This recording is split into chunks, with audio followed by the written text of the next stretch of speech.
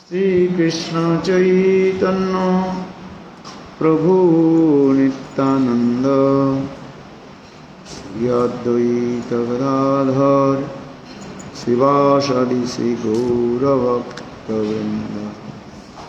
हरे कृष्ण कृष्ण कृष्ण हरे हरे, हरे राम राम राम।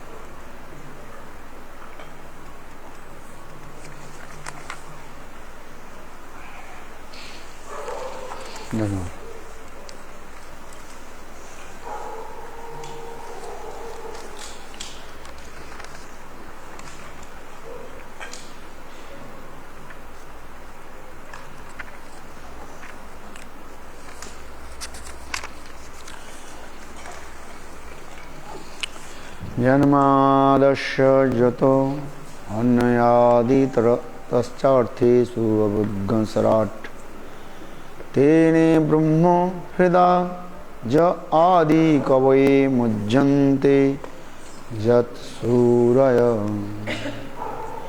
तेजो वारी मृदां यथा विनिमयो यत्र त्रिसर्गो अमृषा धाम्ना सेन सदा निरस्तं कुहकं सत्यं परं धीमहि। एक ही श्लोक के ऊपर हम लोग थोड़ा आलोचना कर रहे हैं। ये लोक हित के लिए स्वयं व्यासदेव गोस्वामी पाद इस शाश्वत संहिता श्रीमद् भागवत के जगत में प्रकट कराया। पहले उन्होंने वेद को जगत में प्रकाश की।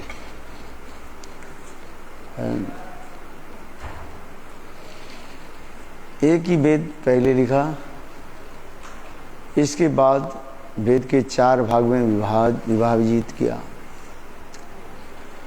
ऋक् साम यजु अथर्व।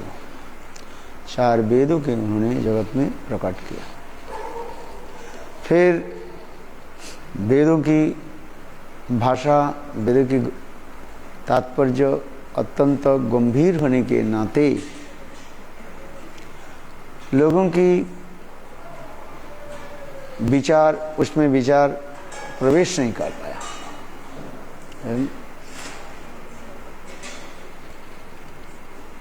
फिर उन्होंने उपनिषद आदि रचना की। फिर उपनिषद आदि के द्वारा भी नहीं हुए तो अब उन्होंने वेदों की और भी करके वेदांत रचना आदि की, सूत्र आदि रचना की। उससे भी लोगों की प्रवेश नहीं हुआ, शास्त्र में प्रवेश नहीं हुआ। तब उसके पश्चात उन्होंने पुराण आदि प्रकाश किए। 17 पुराण उन्होंने तो रचना कर दिया, किंतु तथापि उनके मन में संतोष नहीं।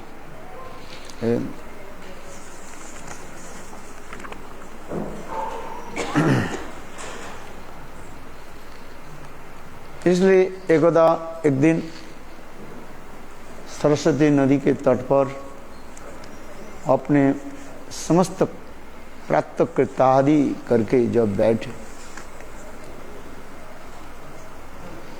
इतने समय भगवत इच्छा से नारद ऋषि प्रकट हुए और नारद ऋषि उनको सारी तत्व बताया, मन की अप्रसन्नता के कारण क्या है।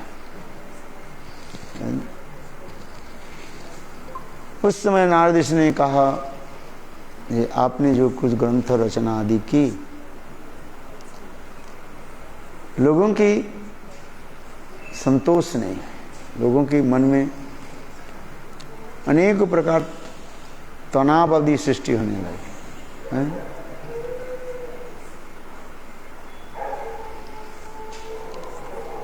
आपने जो पुराण आदि रचना की, महाभारत आदि रचना की है, जो कुछ भी रचना की, उसमें भी लोगों की संशय पूरा नहीं है। क्यों? आपने जो ग्रंथ आज रचना की उसमें विषय वस्तु के स्पष्टीकरण नहीं किया। पहले ये नहीं लिखा ये भगवान कौन है। एक ही भगवान है और विभिन्न पुराण आदि पढ़ने ऐसे लगता है ये अनेक भगवान है। इसलिए आप इसके स्पष्टीकरण कीजिए।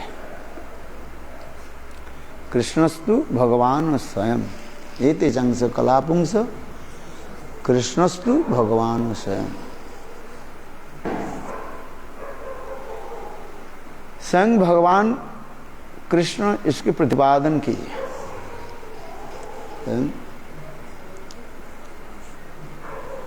और दूसरी क्या था, जीवों की चरम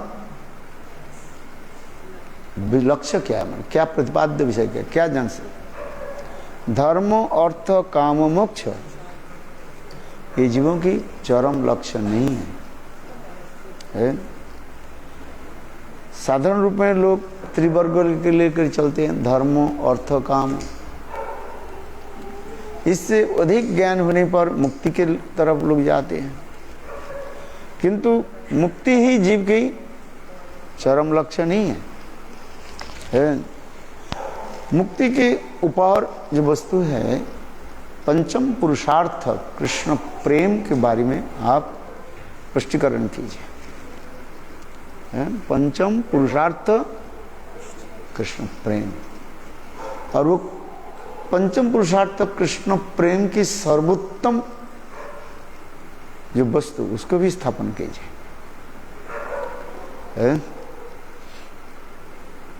अर्थात वैकुंठ, अयोध्या, द्वारका, मथुरा, गोलोक, वृंदावन की ये सर्वोत्तमता भाव उसमें प्रकाश कीजिए। और इसके पुष्टिकरण से एक एक भाव की सर्वोत्तम भाव को प्रकाश करते जाइए, विभाजन करके तारतम्य के अनुसार जीवों की स्थिति किस प्रकार है उसको प्रकाश कीजिए। कर्म मार्ग अपेक्षा ज्ञान मार्ग, ज्ञान मार्ग अपेक्षा भक्ति मार्ग श्रेष्ठ है। इस भक्ति मार्ग में सर्वोत्तम जो प्रेमा भक्ति उसके प्रकाश कीजिए। जिस प्रेम के लिए बड़े बड़े संत महात्मा तरसते रहते हैं, प्राप्ति करने के लिए उत्कंठित होते हैं, इस भाव को आप प्रकाश कीजिए। क्योंकि आपके ग्रंथ में स्पष्टीकरण नहीं किया, लिखा तो सब कुछ, ऐसे नहीं है व्यासदेव ने लिखा ही नहीं है, किंतु सीक्वेंस में नहीं लिखा। कोई वस्तु के यदि हम सीक्वेंस में नहीं वर्णन करें, लोगों की समझने में कष्ट होगा।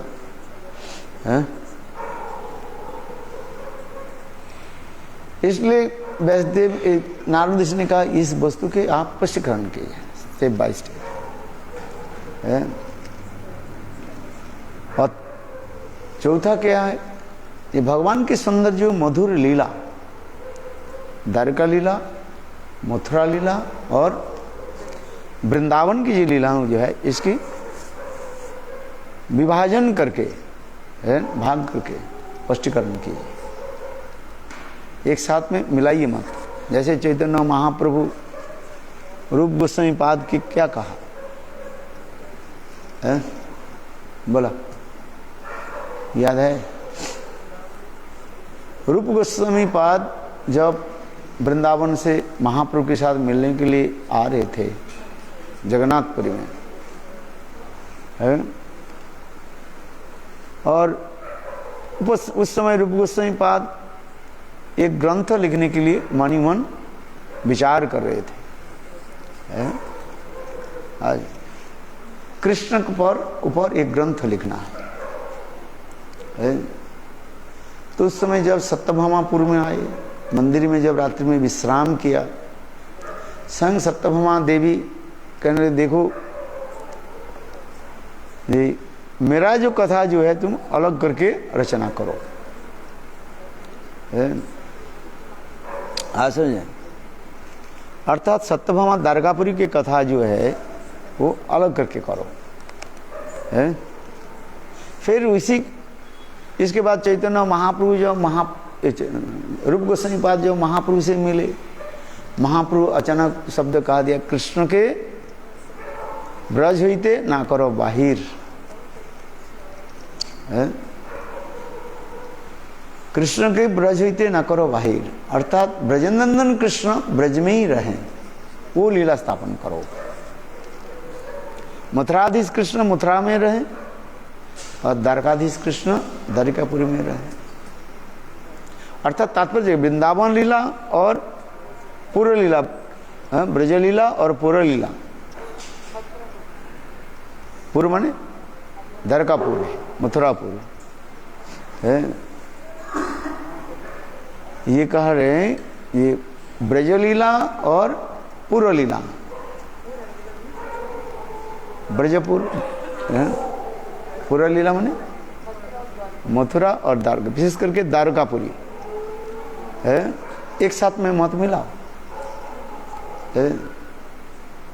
रूप गोस्वामी पाद फिर उन्होंने दो ग्रंथ रचना की, एक है विदग्ध माधव नाटकम और दूसरी क्या ग्रंथ, ललित माधव नाटक। विदग्ध माधव नाटक में ग्रंथ में ब्रज की भावना वहीं पर प्रकाश किया है, बहुत सुंदर एक ग्रंथ है। और ललित माधव ग्रंथ में द्वारकापुरी के सत्यभामा आदि के भाव माधुर्य प्रकाश है। वही एक ही कृष्ण वृंदावन में विराजमान होते हैं और एक ही कृष्ण मथुरा और द्वारका में होते हैं, किंतु भाव माधुर्य प्रकाश कैसे हो रहा है? ब्रज में नित्य स्थिति रहता है। तो ये समस्त कथा तो कई बार मैंने बोल चुका हूँ।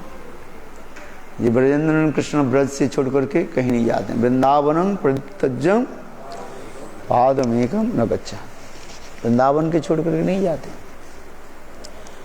और जो हम शास्त्र में देखते हैं, भागवत में जो वर्णन करते हैं, कृष्ण वृंदावन लीला के पश्चात मथुरा के पश्चात द्वारकापुरी आदि जा रहे हैं।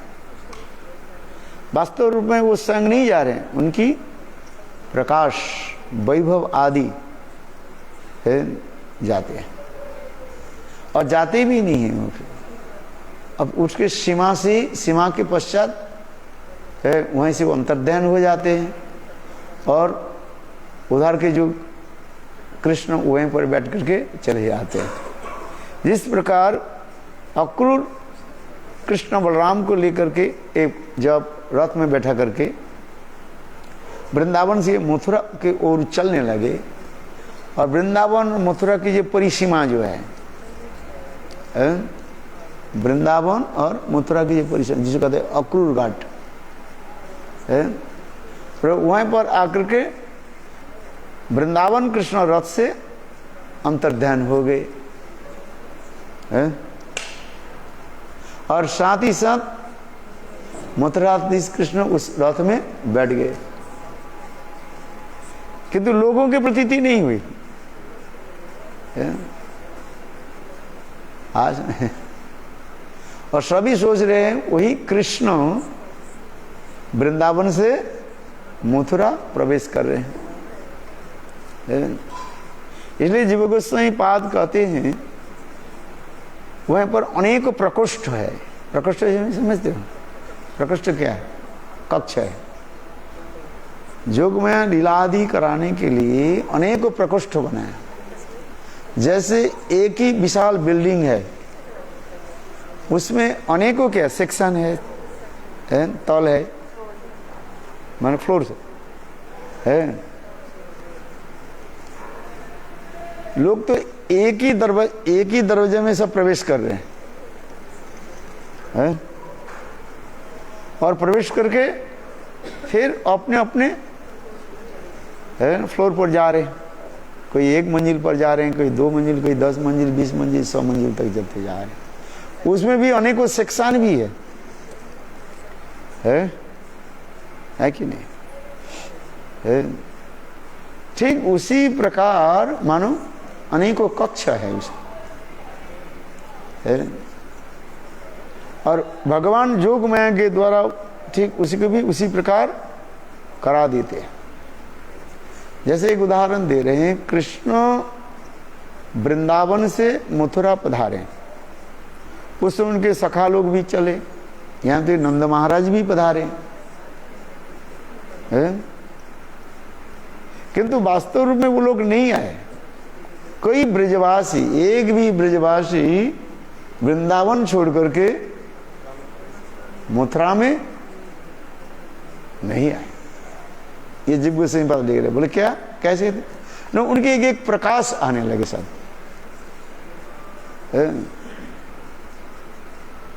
वो वहीं पर रह गए।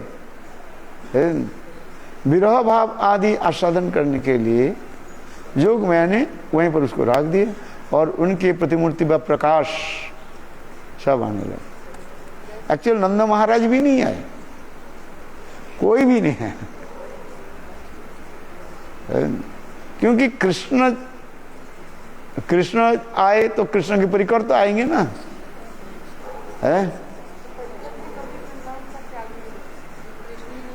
कृष्ण ही नहीं आए तो उनके परिकर कैसे आ जाएंगे?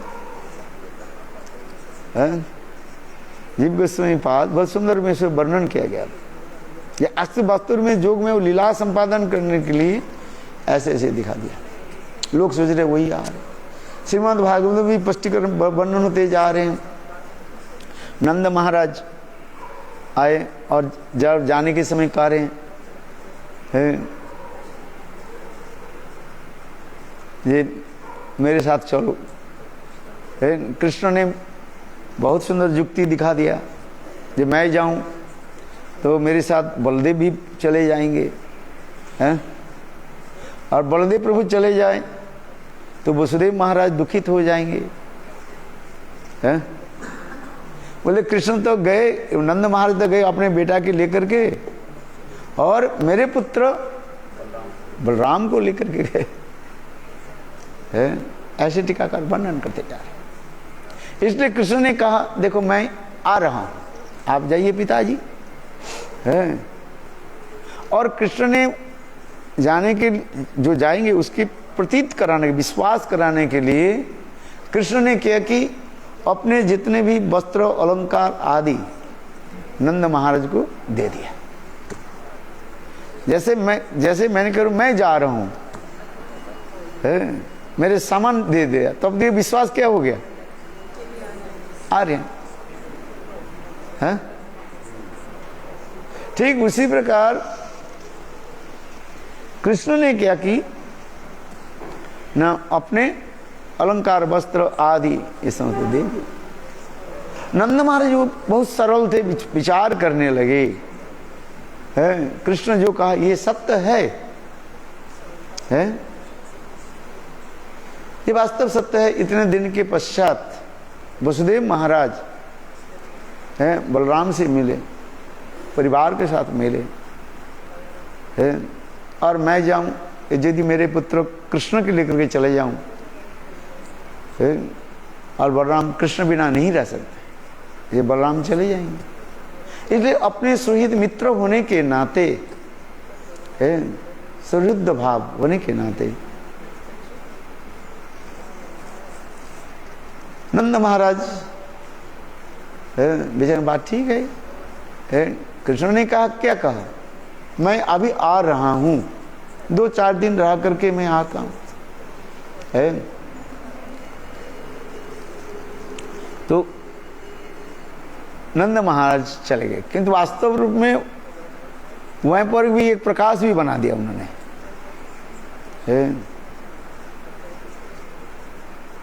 और फिर नंद महाराज जब गए, लेकर के चले, फिर नंद महाराज ने किया कि वृंदावन में आए, माँ जसोदा इतने कृष्ण दर्शन के लिए तड़प रही थी। अच्छा, रहे कितना दिन? पहले तो सोचो, कितने दिन रहा? नहीं, आए जो वृंदावन से मथुरा जब आए, और मथुरा से कब गए वृंदावन नंद महाराज? केवल तो एक ही दिन की बात था, 3 दिन के बाद पहले दिन आए, अक्रूर लेकर के आए हैं। दूसरे दिन क्या बोले, कंसवध। तीसरे दिन दोनों जगह आदि हो, जब हो गया, समाप्त हो गया, चले गए। 3 दिन से अधिक तो नहीं रहा। पहले दिन आए और पहले दिन आकर के उन्होंने सारे मथुरापुरी को दर्शन किया है। हाँ, समझे? कृष्ण बलराम मथुरापुरी के दर्शन किया, कैसे मथुरापुरी है ये है। और दूसरे दिन कंसवध हुई, और तीसरे दिन तो चले गए। 3 दिन से अधिक रहना नहीं है, त्रिरात्रवास है। ऐसे अधिक होली पंच दिवस, और एक्सट्रीम होने से कितना, 7 दिवस। और इसके अधिक हो तो प्रहारे न धनंजय। समझ में आता है नहीं? कहीं रहना है, कितने दिन रहना है? 3 दिन रहो बस, अधिक नहीं है। 3 दिन रहो भाई, रहने अच्छा लगता है ना। किसी घर में रहो, 3 दिन से अधिक रहो, उनके भारी पड़ जाता है वास्तव में।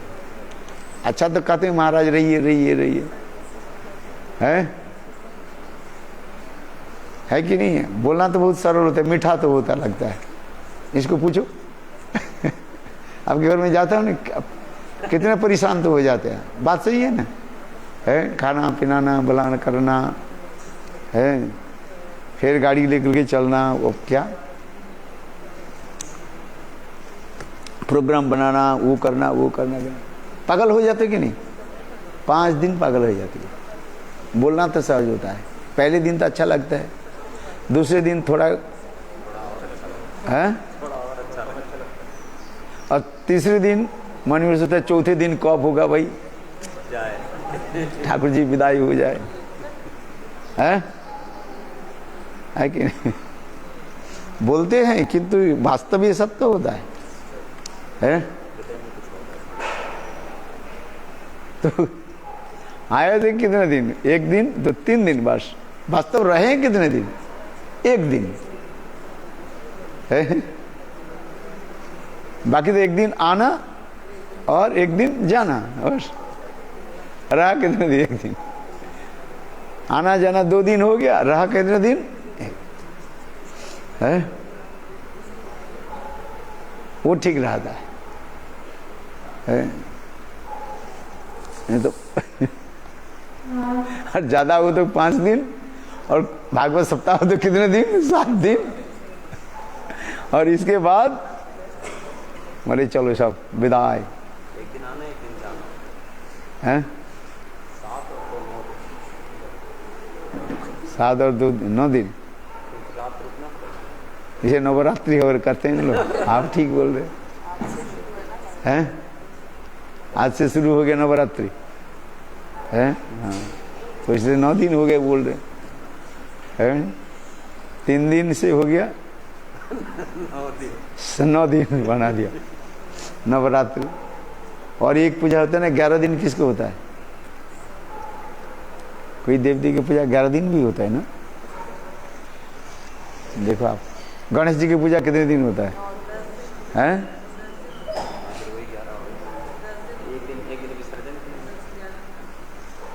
चलो ये तो मैं बता रहा हूं। तो ये सब कहते जाए, जो कुछ विरह आदि दिखा रहे हैं सब एक एक प्रकोष्ठ है वहां पर। वो प्रकोष्ठ कक्ष आदि में वो विरह दिखा दिया। जो मैंने ऐसे लीला आदि प्रस्तुत करते हैं वो विरह आदि दिखाते रहते हैं।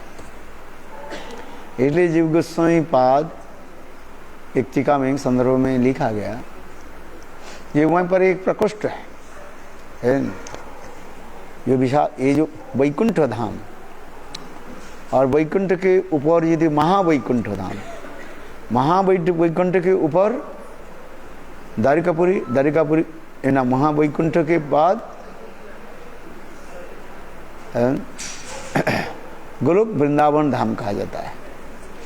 ये वैकुंठ कहा जाता है, जितने प्रकार की भगवान की जो विष्णु जो धाम है इसको वैकुंठ कहा जाता है। महावैकुंठ कहा जाता है, समस्त विष्णु धाम के एकत्रित करने पर उसके महावैकुंठ कहा जाता है। जितने विष्णु धाम है उसे कहा जाता है। यहाँ तक भी मथुरा द्वारका भी महावैकुंठ के अंतर्गत कर देते हैं। एक है वैकुंठ, एक महावैकुंठ, और फिर इसके बाद ही गोलोक वृंदावन, फिर गोलोक भी रखते हैं। फिर गोलोक किसको कहा जाता है? याद नहीं रखा? अरे वृंदावन की चारी परिखा जो है, परिखा से मतलब बॉर्डर, बाउंड्री है, उसकी कहा जाता है गोलोक। और उसमें गोलोक के अंतर मध्यस्थित जो स्थान है उसे कहता है वृंदावन है। इसलिए उसी एक वर्णन होते जा रहे हैं। ब्रह्म संहिता में गोलोकाक्ष धामम वृंदावनम, वही वृंदावन जो है एक कमल के पुष्प के भांति है, कमल के पुष्प के भांति हो विकसित होता रहता है। वही नित्य गोलोक वृंदावन धाम में है रसिक शेखर कृष्ण है, श्रीमती राधिका और अपने नित्य परिकरों के साथ विराजमान होते हैं। गोलोकाक्ष नित्य धामम, गोलोक और वृंदावन में अंतर कुछ नहीं है, एक ही वस्तु है। केवल सक्यत्तर परक्यत्व भावों के वहां पर प्रकाश आदि कराते रहते हैं। वृंदावन में परक्यत्व जो भाव की माधुर्य में प्रकाश होती है, और गोलोक में वहीं पर सक्यत्व भाव प्रकाश होते जाते। वहां पर भी राधा कृष्ण है, किंतु वहां पर राधा कृष्ण की जो भाव कुछ सक्यत्व भाव दिखा पड़ता रहता है। और परक्यत्व एकमात्र गोलोक वृंदावन धाम में, गोलोक छोड़ के वृंदावन उसमें पर राधा कृष्ण के परक्यत्व भाव उसमें दिखाते रहते हैं।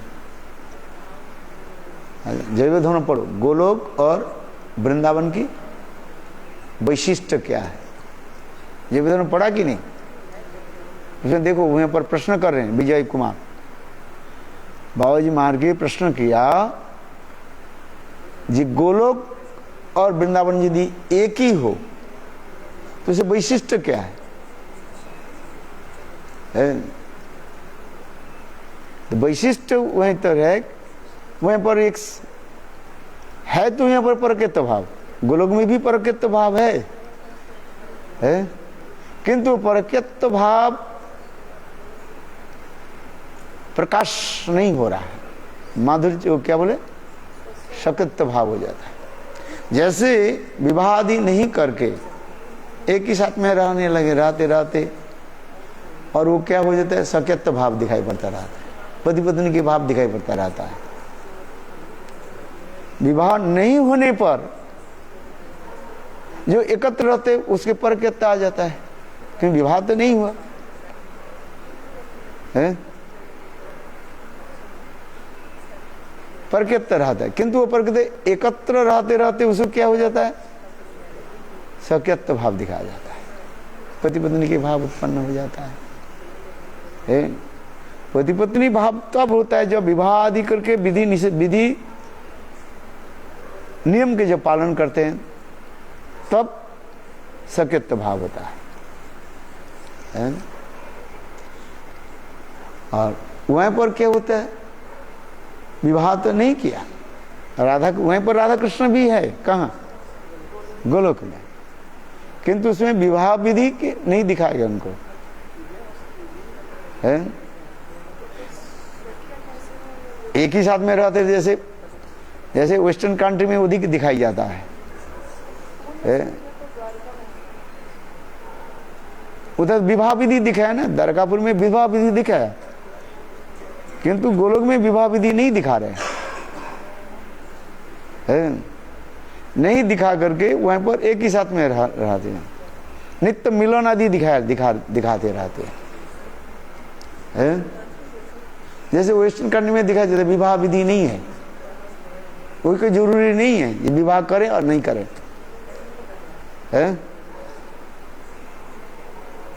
कुछ देशों में वेस्टर्न कंट्री में कोई जरूरी नहीं है, पूछ लो उनको, करते हैं नहीं करते हैं, और रहते रहते बाल बच्चा हो गया, उसके बाद पति पत्नी रहते हैं, फिर कुछ समय के बाद छोड़ करके चले जाते हैं।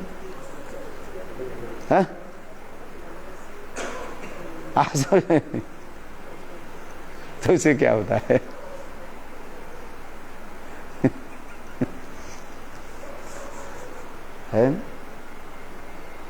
है कि नहीं है? तो उससे क्या, यदि हम विचक्र विवाह किसको कहते हैं, मन के मिलन नहीं है और जबरदस्ती करके शादी करा दी तो विवाह थोड़ी होता है। मन की मिलन यदि हो तब हृदय मम हृदय मम हृदय तब हृदय, तुम्हारे हृदय मन हमारी एक है, तुम्हारे साथ हमारे साथ कोई भेद नहीं है। इसलिए रुक्मिणी के विवाह के प्रसंग तो ही दिखा रहे हैं। कृष्ण थोड़ा बहुत परिहास कर लिए उस दिन, पता कृष्ण ने क्या परिहास किया, कृष्ण रुक्मिणी देवी के इतने ही कहने लगे, रुक्मिणी तुम इतने सुंदरी हो है, और मैं काले कल उठा हूं, सीधी बात है, मैं कृष्ण वर्ण हूं और तुम गौरांगी हो, गौर वर्ण की सुंदरी। काले के कौन पसंद करता है, हैं? कोई नहीं पसंद है, हैं? काले की कोई देखना चाहते, हमें तो मेरे तरफ कोई दृष्टि नहीं देते हैं। और दूसरी बात भगवान कहने लगे, देखो मैं निर्गुण हूं, मेरे कोई गुण नहीं है। भगवान जो बोल रहे हैं ये दो अर्थ भी बता रहे हैं, मेरा क्या गुण है, अब बताओ। तुम इतने सुंदरी हो, तुम्हारी सारी, तुम राजकुमारी हो, है? मैं तो राजपुत्र नहीं हूं, है? अच्छा बताओ, कृष्ण राजपुत्र है कि नहीं है? कहां से है? अरे द्वारकापुर की कर है, द्वारका मथुरा में क्या है? कृष्ण के पुत्र है। यदि वसुदेव महाराज के पुत्र माना जाए, है, मथुरा के राजा कौन है? पागल, इतने दिन तो सुने, जरा क्या बोले, उग्रसेन है, उग्रसेन राजा है कि नहीं? वसुदेव महातो राजा नहीं है? तो मैं राजपुत्र नहीं हूं, अब मैं भी राजा भी नहीं है।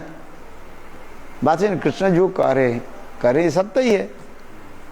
मथुरापुरी के बाद वही मथुरापुरी के लेकर तो द्वारका में केवल शिफ्ट कर दिया बस है। आपके घर इसके कमरा था और दूसरी जगह में आप शिफ्ट हो गए, है तो वही व्यक्ति सब है कि नहीं? वही आपके बेटा है, बेटी है ना, दूसरा आ गया सब सब मथुरा के जितने लोग थे कृष्ण ने क्या की, रातों रात जोग माया के द्वारा उठा करके द्वारका में शिफ्ट कर दिया, क्योंकि पता ही नहीं चला है। नींद टूटने पर देखा कि चारों तरफ पानी पानी है, लहरियां, बड़े बड़े लहरियां आ रही है। यही तो वर्णन है। तो सब मथुरापुरी से हम लोग कहाँ आ गए, और देखा तो चारों तरफ पानी, बाहर जाने का रास्ता ही नहीं, इनके द्वार कहाँ है, सब चिल्लाने लगे इसलिए नाम हो गया क्या? द्वारका। द्वार कहाँ है? द्वारका प्रिय। तो वही व्यक्ति तो था है, आपको वही तो बेटा था ना, क्या दूसरे था क्या? जो लोग जितने भी मथुरापुरी के लोग थे तो वही तो अपने पत्नी था, अपने बेटा था, बेटी था, जो कुछ था ना, चेंज हो गया है। देखो हाँ, मैंने जिस कथा प्रसंग कर था क्या,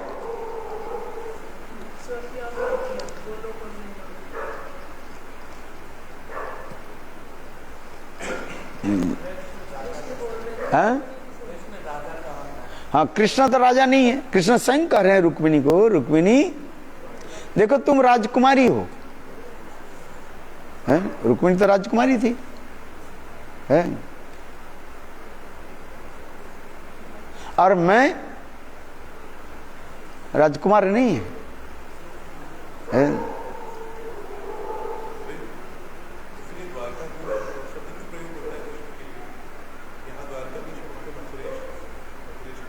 हाँ, अभी किसी, अच्छा यदि ऐसे भी कहें तथापि बृहद वामन पुराण में भी ऐसे लिखा है, किसी कल्प में कृष्ण रुक्मिणी के जो है ये मथुरा में ही विवाह किया। क्या बोला है? किसी कल्प की कथा, उसमें भी जगधर्म में भी यही लिखा है। जगधर्म ठीक से पढ़ो है, उसमें किसी कल्प में, किसी समय है, किसी कल्प में कृष्ण की विवाह जो है मथुरा में भी दिखाया है। सत्यभामा के साथ नहीं दिखाया है, रुक्मिणी के साथ कृष्ण की जो विवाह ये मथुरा में दिखाया है। और किसी कल्प में कृष्ण की जो विवाह, जिस कथा प्रसंग हम जो वर्णन करते हैं, वास्तव में कृष्ण की विवाह प्रसंग जो है ये कहाँ दिखाया गया? द्वारकापुरी में है। जगधर्म में भी लिख रहे हैं किसी कल्प में कृष्ण रुक्मिणी के साथ कृष्ण के विवाह मथुरा में हुई, ऐसे भी दिखा गया। क्योंकि अनंत कोटि विश्व ब्रह्मांड है, कृष्ण के लीला चलते कल्प में, विभिन्न कल्प में विभिन्न प्रकार लीला आदि होते रहा है। लिखने वाले कैसे लिख रहे हैं? जैसे जैसे लीला को स्फूर्ति होते जा रहे हैं है, उस लीला को वो ग्रंथ में लिखते जा रहे हैं। आपके कहां तक समझ में आएगा, आपने अपने समझो।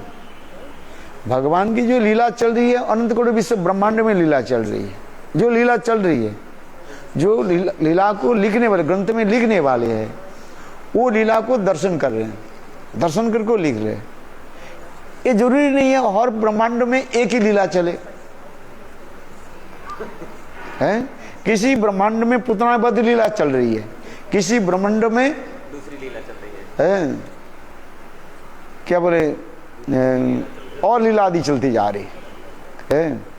और किसी किसी ब्रह्मांड में एक लीला चलते हुए, वो जरूरी नहीं है सीक्वेंस में चले है। पुतनावध की, पुतना मोक्षण की लीला के पश्चात भागवत के अनुसार जो करें, पुतवा मोक्षण की लीला के बाद कौन सी लीला चलती जा रही है? सकड़ासुर है, सकड़ासुर भंजन, इसके बाद क्या बोले तृणावर्त आदि, ये सब जो लीला आदि दिखाते जा रहे हैं। किंतु हर ब्रह्मांडों में ऐसे नहीं है। किसी किसी ब्रह्मांड में तो लीला को क्या करते थे, जोग मैंने क्या करते हैं, अलग रूप में दिखा देते हैं। ये तो भागवत की जो लीला आदि वर्णन किया करते वो एक दिन की लीला, एक क्षण की लीला कहा जाता है। व्यासदेव ने जो लीला आदि दर्शन करके जो वर्णन कर रहे हैं, लिख रहे हैं, बोले वो एक दिन की लीला है। और कौन सा ब्रह्मांड, अनेकों ब्रह्मांड है। और एक ही ब्रह्मांडों में एक ही वृंदावन होता है, ये आप समझना। और वो उस वृंदावन में वो लीला उसी प्रकार चलती जा रही है, जिसको कहा जाता है अलावत चक्र की भांति है। इसलिए आपके मन बुद्धि काम नहीं करेगा, वो केवल कंफ्यूज होगा तुम्हारे। और हरिनाम करते करते स्फूर्ति होगा, तब केवल सुनते रहो। है जैसे एक जलती हुई लकड़ी को जोर से घुमा, उसे क्या दिखाई पड़ेगा? है जैसे आग के गोला दिखाई पड़ेगा, फायर ब्रांड दिखाई पड़ेगा। क्या बोलते हैं इसको? अलावत चक्र, फायर ब्रांड। देख लीजिए आग की पूरा गोलाकार दिखाई, किंतु वो नहीं है। वो तो लकड़ी के जलती हुई एक लकड़ी इतने जोर से घुमा रहे हैं, इसलिए दिखा रहे हैं जो आग की गोला ऐसे दिखाई पड़ा।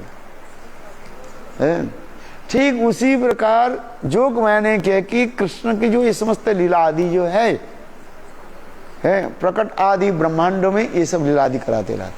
किसी ब्रह्मांड में लीला हो रही है, किसी ब्रह्मांड में लीला भी नहीं हो रही है, ये जरूरी नहीं है और ब्रह्मांड में लीला हो।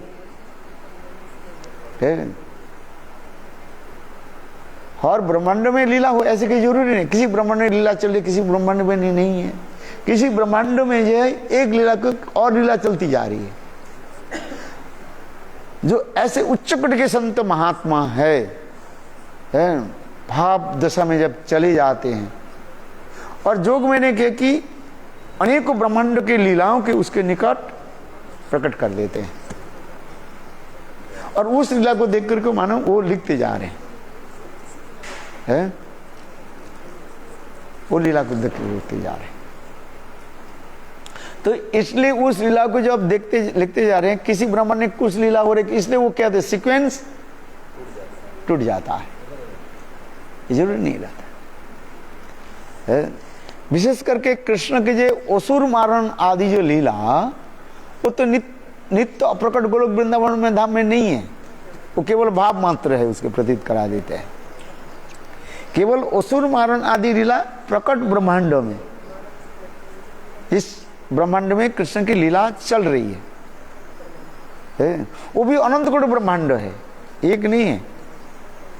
और एक ब्रह्मांड में एक ब्रह्मांड से दूसरे ब्रह्मांड होते, पुतनावध यदि लीला कहा जाए, इस ब्रह्मांड में पुतनावध हो रहा है, दूसरे ब्रह्मांड में सकड़ासुर, दूसरी ब्रह्मांड में तृणावर्त सीक्वेंस यदि दिखा जाए।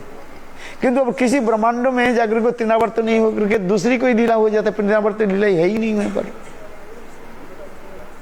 और कोई लीला चलती जा रही, अनंत लीला होती है। इसलिए कह रहे हैं भाई बुद्धि के द्वारा समझने के प्रयास मत करो। नायनात्मा प्रवचन लभ्यो न मेधया न बहुना श्रुते न जमे वरिष्ठ विणुते तेन लभ्य तस्य आत्मा विवृणुते तनुश्राम। यह नाम करते करते करते, नाम भजन करते करते, नाम प्रभु स्वयं ही ये लीला को प्रकाशित कर देते हैं। इसलिए उपासना की जरूरत होता है। एक है मंत्रमय उपासना, और एक होता है सारसिक उपासना है। ये सब उपासना किस पे दिखाया गया है? मंत्रमय उपासना जो है साधक के लिए कहा गया है, और सारसिक उपासना जो है वो सिद्ध जब हो जाते हैं, वो समस्त अष्टकालीन लीला आदि जो है उनके हृदय में अपने आप स्फुरित होता है, चलते रहा। चलो, जिस कथा प्रसंग मैंने कहा था, रुक्मिणी के साथ कृष्ण ने इतना ही तो परिहास कर दिया, सत्यात्व दिखा रहे हैं। क्या परिहास किया? कृष्ण ने कहा देखो तुम्हारे साथ हमारी जो विवाह जो है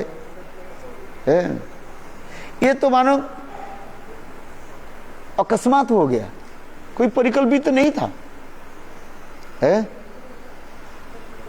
परिकल्पित नहीं था। परिकल्पित समझो, हम लोग के साथ तुम्हारी जो विवाह जो है ये कोई परिकल्पित नहीं किया गया है, ये अकस्मात तुमने ये पत्र लिखा और तुम्हारी विचार को देख करके, भाव को देख करके मैंने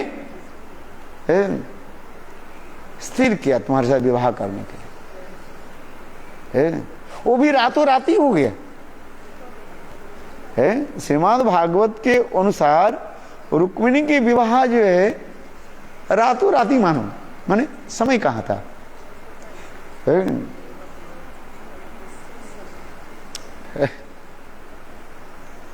विवाह उनके भाई, क्या नाम है, रुक्मिक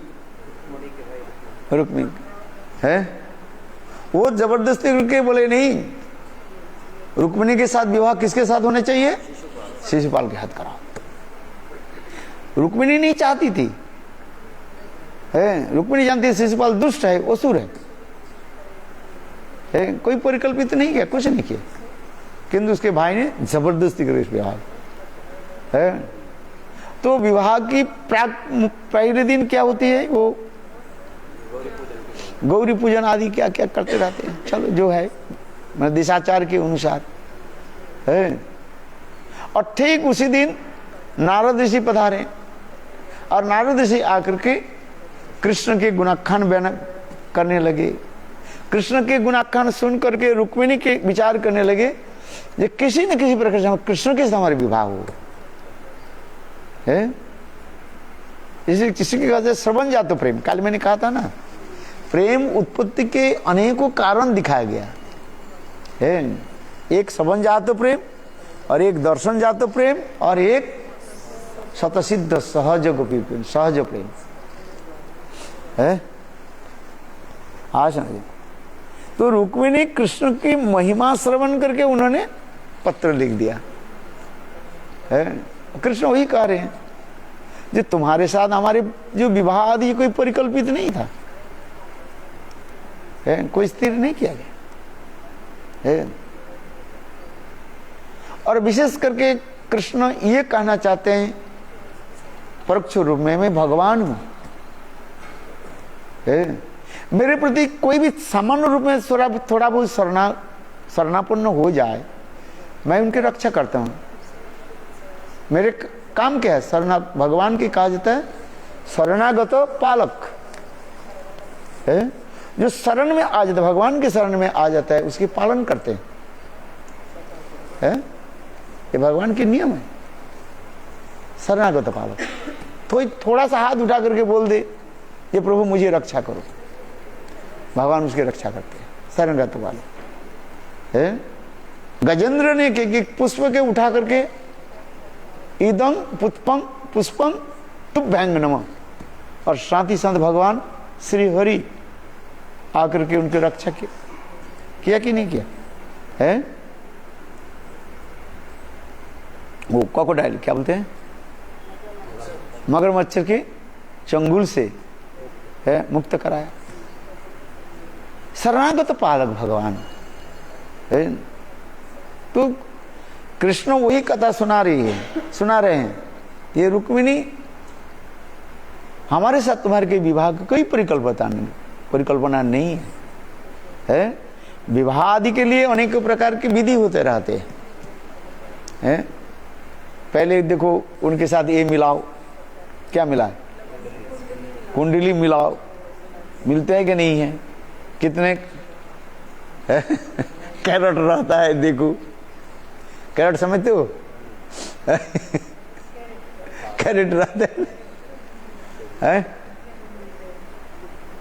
क्या है वो दिखना पड़ता है ना है? कितना गुण मिल रहा है, सब ये सब विचार होता है किंतु वो तो कुछ नहीं हुआ। कुंडली मिलन कहाँ, क्या बोले, कहाँ देखा वो तो बस है। तुम्हारे पत्र पा करके नारद ऋषि ने कहा, नारद ऋषि ने तुम कीर्तन के क्या बोले कृष्ण के महिमा सुनाया, और उस समय रुक्मिणी ने किया कि उसी रातों में कृष्ण के लिए एक पत्र लिख करके और एक ब्राह्मण के हाथ में दे दिया और कृष्ण के पास आ गए है। और इसके बाद रुक्मिणी हरण हुई, वो भी बहुत सुंदर कर दिया है। गौरी पूजन के गए और पहली कृष्ण ने किया कि उसी मंदिर के पीछे ही अपने रथ स्थापन कर दिया है। बस गौरी पूजा में से पीछे तो सैन्य लोग चलने लगे है, प्रहरी लोग चलने लगे, और गौरी मंदिर के पास ही प्रहरी लोग जो है बाहर रहे। प्रहरी समझते कि नहीं, सिक्योरिटी गार्ड बाहर रहे। बाहर से पूजा के बहाने से बस दूसरी दरवाजा से वो रथ में बैठ गए है और चलाया, चले गए। रुक्मिणी हरण हो गई। फिर ये लोग ने किया कि उनके पीछा करने लगे है। कृष्ण और बलराम आकर के फिर युद्ध आदि किया है। उनको तो भाई को मारने के लिए तो ऐसे पे किए, लेकिन रुक्मिणी ने कहा मेरे भाई की मत मारो। तब उनके आधे आधे क्या कर दिया, सेविंग कर दिया। मोज इधर तरफ सेविंग कर दिया, इधर तरफ सेविंग कर दिया और बैठा दिया। बोले क्या ये कार्टून कैसे? बोले कार्टून नहीं भैया उनको बंदी बना करके रथ पर बैठा दिया, जैसे वो चलते हैं ना।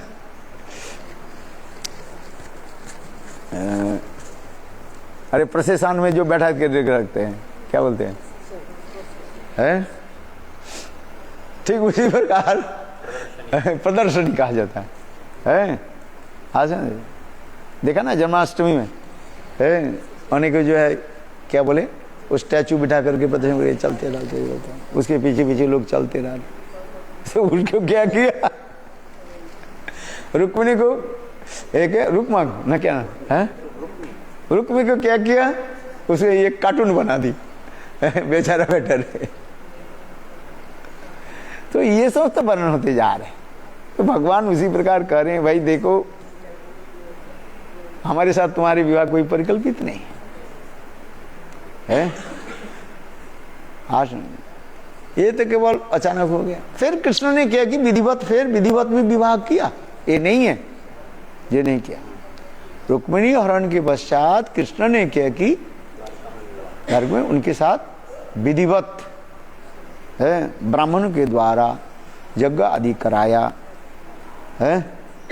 और फिर है मंत्र आदि लोक साक्षी सब समस्त साक्षी आदि के विवाह किया।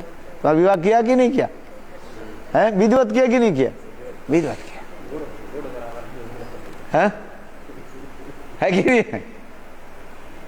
है? तो ये दिखा दिया है। इसी की कहा जाता है शौकिया कहा जाता है। वैवाहिक जीवन इसी कहा जाता है। तो रुक्मिणी के साथ इतनी परिभाष जब करने लगे, देखो तुम राजकुमारी हो है, तुम योग्य हो, हमारे साथ तुम्हारे साथ कहाँ विवाह हो सकता है? तुम राजपुत्री हो और मैं राजपुत्र नहीं हूं। कृष्ण कह रहे मैं काला हूं, सीधी बात, श्यामल वर्ण हूं, और तुम गोरी हो। मिलन तो कैसे होगा आप बताओ? कहां से हमारे साथ विवाह कहां से है? तुम के सभी चाहते हैं, ऐसे कोई व्यक्ति नहीं है तुम्हें नहीं चाहते हैं। तुम्हारे रूप गुण सौंदर्य माधुर्य इतने सब चाहते हैं तुम। कृष्ण कहने देखो मुझे कौन चाहते हैं? भगवान की कौन चाहते हैं? कृष्ण कौन चाहते हैं?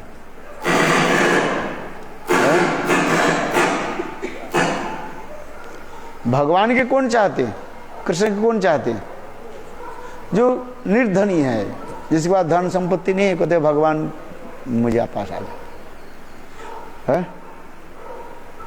आज भगवान की कौन चाहते हैं? एक तरफ भगवान की रख लो और एक तरफ लक्ष्मी रख लो, आप किसको लोगे? आप बताओ, किसको उठा करके ले जाओगे? स्वामी लक्ष्मी को उठा करके ले जाएंगे। हैं? क्या हो रहे भाई? अच्छा, बात ये सही है कि नहीं? धन चाहिए है। और यदि हम तत्व विचार में कहें भाई लक्ष्मी के उठा तो नारायण अपने अपने पीछे जाएगा, गए कि नहीं है? बछड़ा के लेकर के जाए, गाय उसके पीछे पीछे अपने आप जाएगा। बोले वृंदावन बिहारी लाल की जय। इसमें लक्ष्मी लेना कोई हर्ज नहीं है, हैं? समझ में आ रही कि नहीं है? हैं? लक्ष्मी तुम्हारे घर में आ जाए, नारायण अपने आप आ जाएगा। जाएंगे कहाँ वो? बछड़े को आप गोद में लेकर के चले हैं और गाय अपने आप उसके पीछे जाए, ये भी तत्व सिद्धांत है। भगवान जो कह रहे हैं किंतु ये भी तत्व सिद्धांत भी है।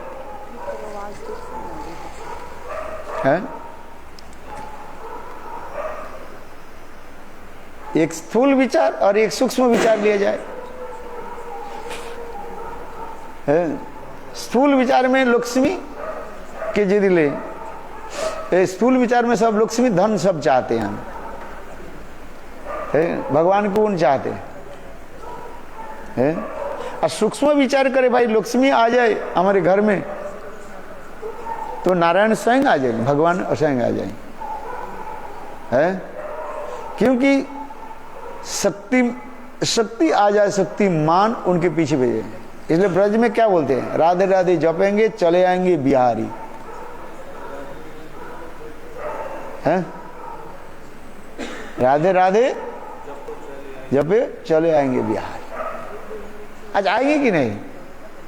है? लक्ष्मी छोड़ करके नारायण नहीं है और नारायण छोड़ करके लक्ष्मी नहीं है, ये भी सिद्धांत भी है?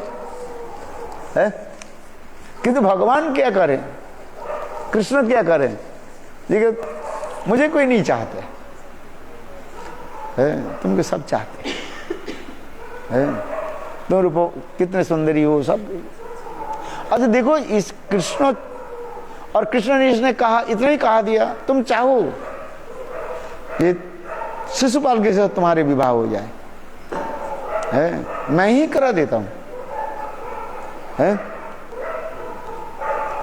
यदि कहो शिशुपाल तो विवाह नहीं करेंगे कि तुम्हारे साथ विवाह हो गया, तो कृष्ण कह रहे हैं ये देखो मुझे नीचा दिखाने के लिए है, हिनत्त करने के लिए वो शिशुपाल स्वीकार कर लेंगे, है? इतना ही कहने पर रुक्मिणी के क्या हुई? हाथ पर पैर कांपने लगे। कृष्ण छाड़ी बहन मोरे, कृष्ण मुझे छोड़ देंगे, इतनी उनके मन में भावना आ गई। और देखो रुक्मिणी क्या की? मूर्छित हो गई, है? हाँ कृष्ण करके बस मूर्छित हो। ये प्रसंग आ रहे चैतन्य चरितामृत में, तो ये प्रसंग दिखाया गया है। तो ये सब तो जो विवरण दिए गए सब प्रकोष्ठ के, एक प्रकोष्ठ वहां पर सब है? जब जाओगे तब वो दिखाई पड़ेगा। गोप कुमार सर्वत्र देखा। जद भागवतामृत में गोप कुमार के द्वारा ये सब क्यों दिखाया गया? ये सब लीला कैसे कैसे चलती जा रहे, कैसे कैसे प्रकोष्ठ आदि कैसे है बृहद भागवतामृत में, इसलिए दिखाया गया। और उसी बृहद भागवत ग्रंथ की जो है और भी परिपुष्ट करके श्रील जीव गोस्वामी पाद संदर्भ में ये सब विचार दिखाया गया। प्रकोष्ठ के बाद ये प्रकोष्ठ के सब जो आ रहे हैं, विचार आ रहे हैं, ये जीव गोस्वामी पाद दिखाते जा रहे हैं। एक प्रकोष्ठ वहीं पर है सब। यहाँ पर गोलोक में, वृंदावन में एक प्रकोष्ठ है सब, लीला आदि इसमें चलती जा रही है। कहने पर आप लोग की कोई समझ में नहीं आएगा, किंतु तथापि कहना पड़े है। तो इतना ही समझ लीजिए बस है। इसलिए मैंने जो कहा गोलोक और वृंदावन की वैशिष्ट क्या है।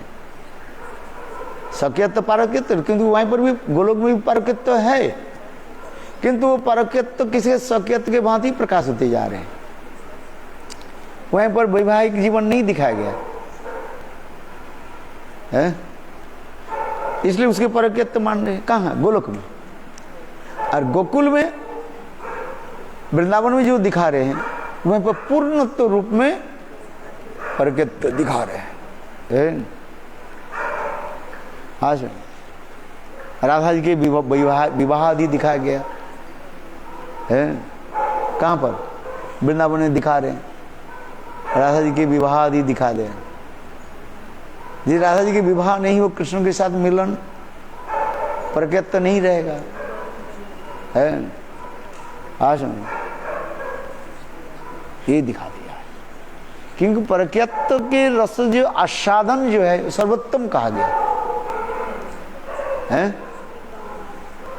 हाँ सर, इसलिए गोलोक अपेक्षा वृंदावन की माधुर्यता सौंदर्यता अधिक दिखाते रहते हैं।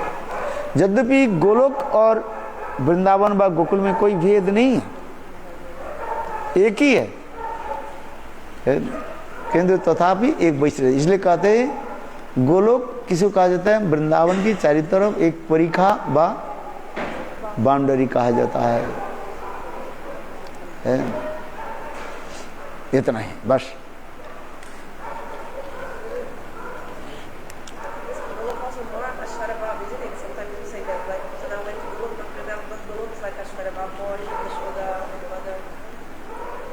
जब यहाँ पर सख्यत्व भाव रहते वैसे जा जाता है, भाव रहते हैं वहाँ पर सभी है।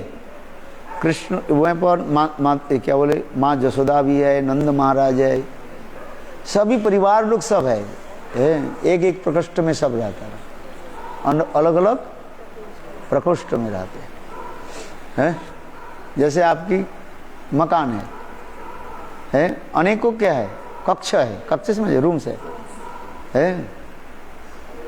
आज में ये बेटा के रूम हो गया, बेटी के रूम हो गया, और ये नौकर के, यहाँ तो कि नौकर के रूम रहते ही नहीं, क्या बोलते हैं, सर्वेंट रूम रहते हैं ना छत पर रहते कि नहीं है, सर्वेंट रूम बना देते है। उसी प्रकार वहीं पर सब है एक चीज। जब जाओगे तब देखोगे, बस इतना ही सुन लिया बस है। थोड़ा वहीं पर एक होता है, थोड़ा ऐश्वर्य भाव रहता है, थोड़ा रहता है वहीं पर है।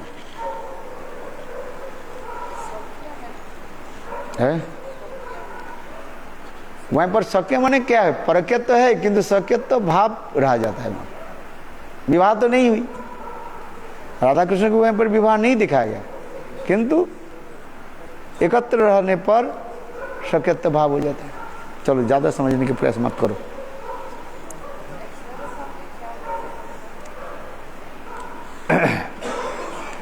इसलिए कहते जा रहे हैं जी, यहाँ पर जो बोलते जन्मादश, हम एक ही जन्म आदि अश्व है जी, सिंगारशिष्य आनक दुर्दुम्बी ब्रजनंदन तनया श्री मथुरा द्वारका गोकुलेशु विराजो मानस्य गोविंदस है।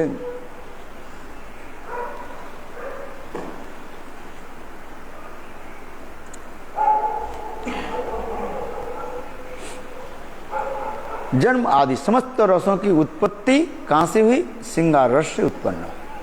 वो श्रृंगार रस की सर्वोत्तम क्या? ब्रज पर क्या जो रस, उसे ही कहते हैं श्रृंगार रस की साक्षात है।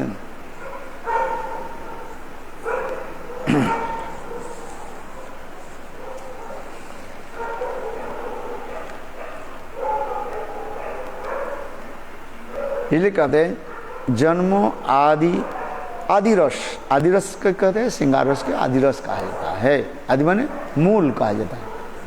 आदि शब्द के होता है मूल, ओरिजिन। समस्त रसों की उत्पत्ति इस श्रृंगार रस, उस श्रृंगार रस में विशेष करके ब्रज पर के रस से उत्पन्न हुए हैं, वही मूल कहा जाता है। जैसे गंगा की उत्पत्ति कहाँ पर है? गंगोत्री स्थान कहा जाता है। हिमालय के हिमवाह नाम से गंगोत्री नामक स्थान है, वहीं से गंगा की उत्पत्ति। इसके बाद गंगा की अनेकों धाराएं जो है प्रवाहित होने लगी। फिर वही धारा आते थे ऋषिकेश होते हुए हरिद्वार होते हुए आगे चलते जा रहे, और अनेकों धारा चलते जा रहे, किंतु सभी धाराओं के नाम के गंगा कहा दिए जा रहे। मूल गंगा कहां पर? यदि हम शास्त्र विचार करें, मूल गंगा उत्पत्ति कहां पर है? राधा जी के एक सखी के नाम है गंगा, है वो, है ये भी कहा जाता है, विरजा और गंगा है। आज एक समय कृष्ण नित्य गोलोक वृंदावन धाम में, अप्रकट गोलोक वृंदावन धाम में गंगा के साथ वार्तालाप कर एकांत स्थान में, और किसी प्रकार से राधा जी की ये गंध चल गई। राधा जी के की उस स्थान पर आने लगे, उस कुंज पर आने लगे, और उस कुंज के बाहर है श्रीदाम है, राधा जी के भाई श्रीदाम प्रहरी के रूप में रहे। कृष्ण उनको प्रहरी के रूप में रख दे, बोले यहाँ पर आप किसी को घुसने मत दो। राधा जी जब आई और उन्होंने क्या कि उनको रोक दी। कौन? श्रीदाम ने रोक दिया। तो राधा जी के क्रोध आ गया, राधा जी ने उनको अभिशाप दिया, जाओ तुम है मर्त लोग भी जाओ, असुर जो नहीं प्राप्त करो साप से भी। और उन्होंने भी श्राप दे दिया, दोनों भाई बहन एक दूसरे के श्राप दे दिया है, लड़ती है, जाओ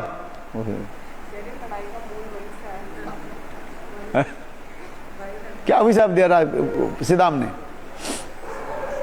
है तुम 100 वर्ष तक कृष्ण के लिए विरह में तड़पते रहो, है आगे जाओ।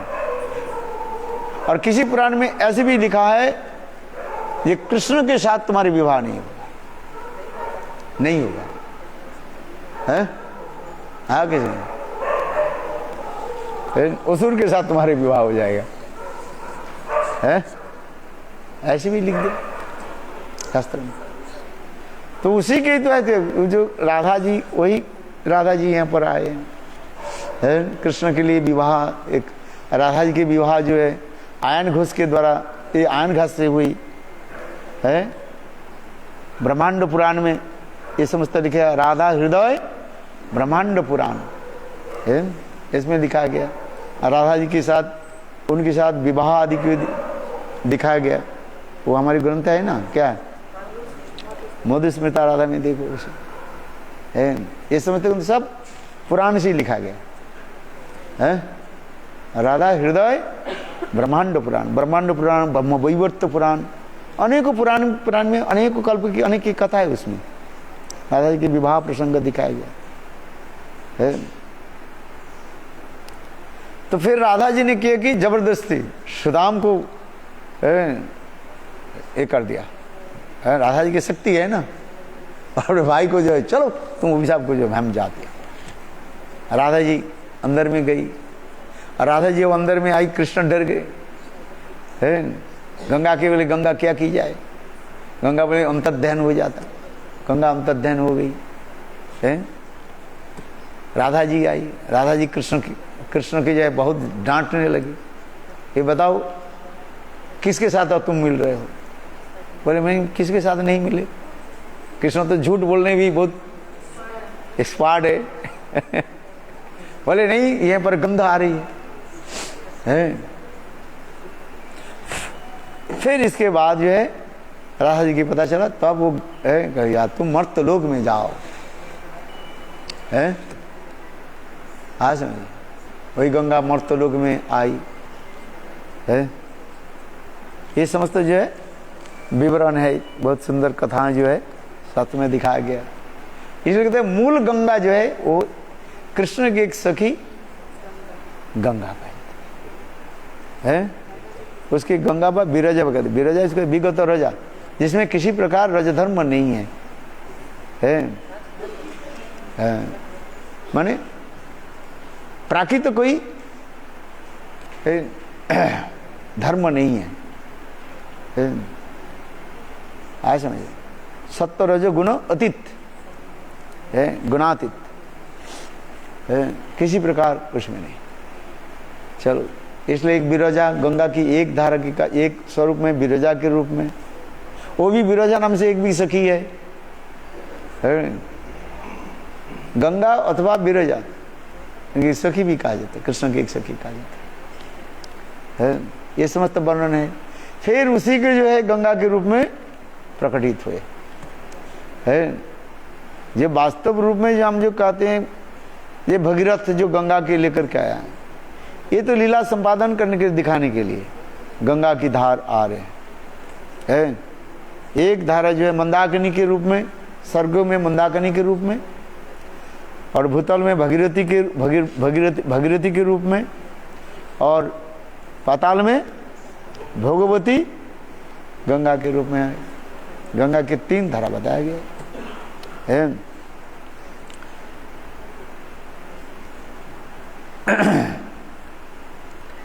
इसलिए यहाँ पर भी जो कहते जा रहे हैं, जन्म आदि अश्र, आदि रस श्रृंगार, समस्त रसों की उत्पत्ति ये आदि रस श्रृंगार रस से उत्पन्न है। और श्रृंगार रस की मूल क्या है? ब्रज परकत्व मूल, ब्रज प्राक्य भाव। इसलिए कहते हैं जय जो जलो रस सर्वो रस सार पारकिया भावी जथा ब्रजित प्रकाश। ये ब्रज छोड़ करके अन्यत्र कहीं प्रकाश नहीं होता है। कौन सा?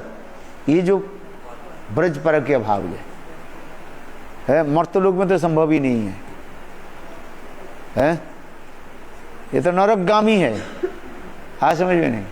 बिल्कुल जो है जम के दूध पिटाई करते हुए है, चाबुक मारते हुए बस, और कितने योजन लेकर के जाते हैं, 99 योजन है।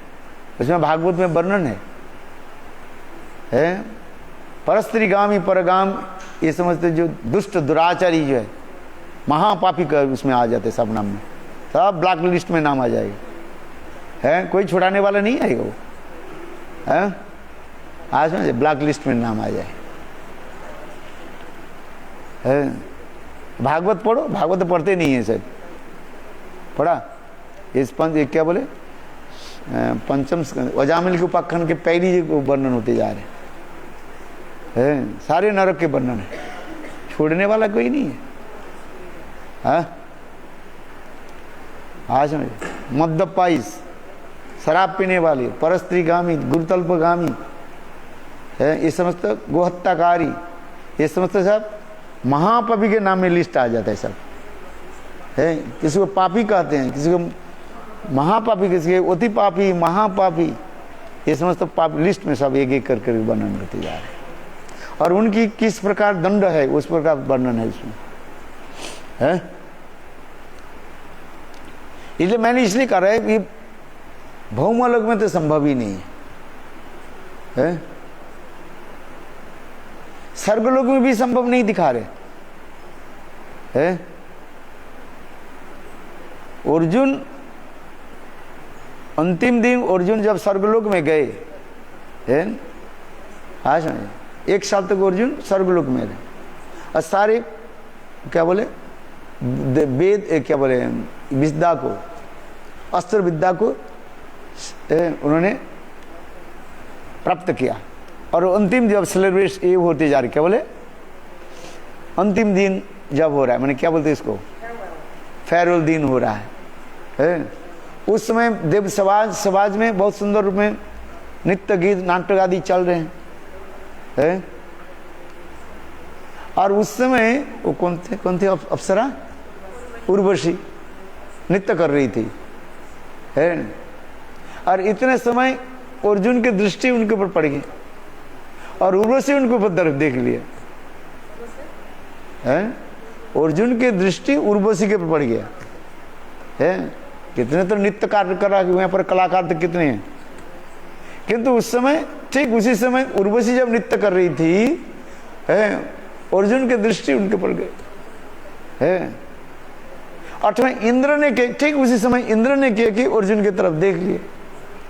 कथा तो नृत्य समाप्त हो गया, सब कुछ समाप्त हो गया। समाप्त होने के बाद सब अपने अपने कक्ष में चले गए और इंद्र ने किया कि उर्वशी के बोले, उर्वशी तुम जाओ, अर्जुन के जो है तुम सुख प्रदान करो।